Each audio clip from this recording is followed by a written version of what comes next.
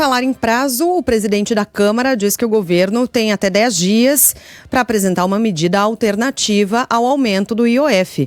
Depois de discutir o assunto com Fernando Haddad na quarta-feira, Hugo Motta tratou o assunto ontem com líderes partidários na casa.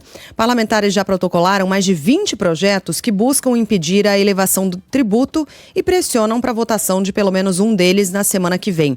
O presidente da Câmara defendeu a adoção de medidas que resolvam o impasse que afeta diretamente o setor produtivo.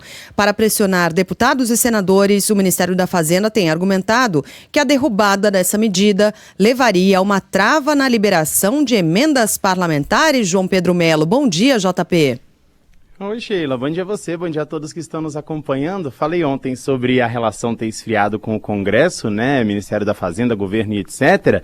E reforço o seguinte, o governo está praticamente com a faca no pescoço, porque não tem opção. O governo federal, né, tem 10 dias para apresentar uma medida alternativa ao imposto do IOF. O ministro Fernando Haddad disse que não tem essa alternativa. E aí ontem, Hugo Motta, depois de conversar com líderes partidários e até mesmo com o próprio Fernando Haddad, disse o seguinte, que foram 22 projetos protocolados a respeito desse tema, que buscam ali de fato impedir esse aumento do IOF, pressionando para que um deles inclusive seja votado na semana que vem. Ou seja, se o governo não apresentar essa proposta em 10 dias, a Câmara vota um texto desses que diminui o IOF. Então qual é a opção do governo? Apresentar uma alternativa. O presidente da Câmara, Hugo Motta, pediu inclusive a presença do presidente Lula nas discussões sobre esse aumento do imposto e alertou que o governo recorrer ao judiciário seria uma forma equivocada de tratar essa situação, que o ideal seria conversar com o Congresso Nacional. E aí ele deixa claro que sem uma alternativa,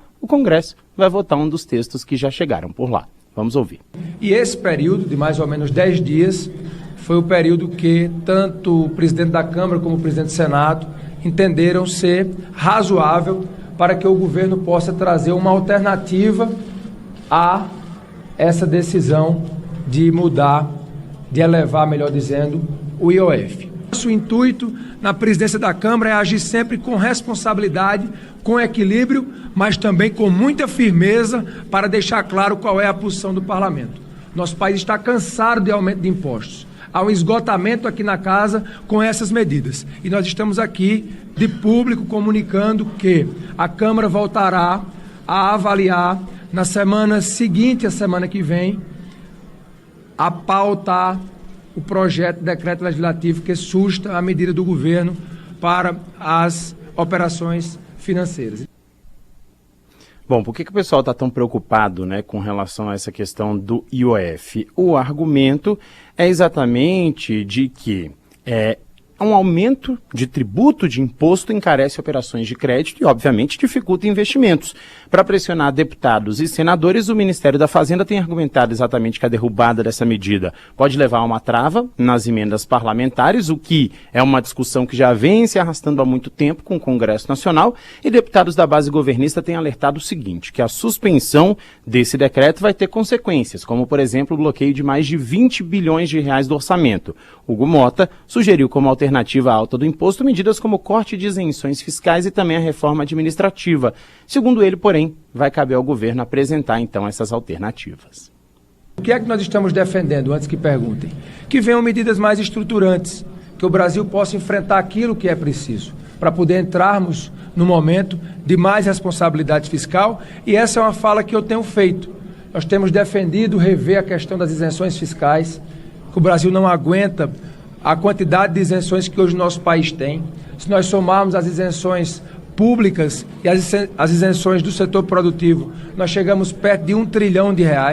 Nós precisamos discutir a vinculação das nossas receitas, nós precisamos discutir uma reforma administrativa que traga mais eficiência para a máquina pública, porque só isso irá ajudar a melhorar o ambiente econômico para que o Brasil possa ter cada vez mais a condição de explorar o seu potencial e ser um país que cresce, que se desenvolve, com justiça social, com geração de emprego, com geração de renda.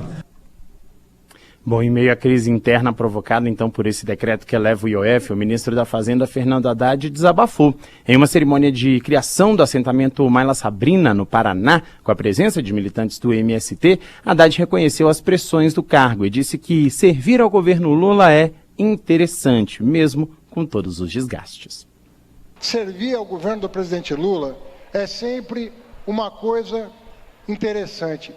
Por mais que você sofra, com tanto que você é criticado, que você é isso, que você é aquilo, tem o dia de hoje para pagar todo o sofrimento e a gente celebrar a vida de vocês. Parabéns. Obrigado. Bom, a elevação do IOF, então, faz parte do ajuste nas contas que foi anunciado pelo governo. Esse pacote prevê ainda o congelamento de 31 bilhões de reais em despesas programadas para esse ano e os detalhes dos bloqueios devem ser publicados ainda hoje no Diário Oficial da União.